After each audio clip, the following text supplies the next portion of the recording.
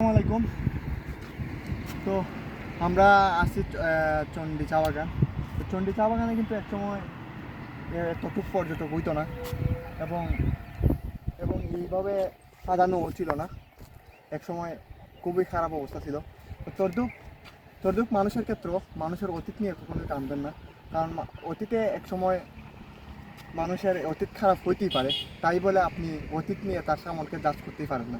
কারণ মানুষ মানেই চেঞ্জ, সে মানুষ চেঞ্জ হবেই, এটাই স্বাভাবিক। মানুষ সেকেন্ডে চেঞ্জ হওয়ার ক্ষমতা রাখে, মানুষ সেকেন্ডে সেকেন্ডে চেঞ্জ হয়।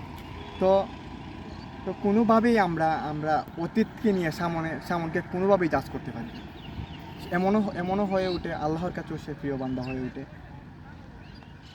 সে অতীত চেয়েও বর্তমানে সে মনে হতে পারে আল্লাহর কাছে আপনার চেয়েও সে আল্লাহর কাছে প্রিয় বান্দা হয়ে উঠতে পারে। তো আপনি কখনোই অতীতকে কখনোই সামনের সাথে জাজ করতেই পারেন না।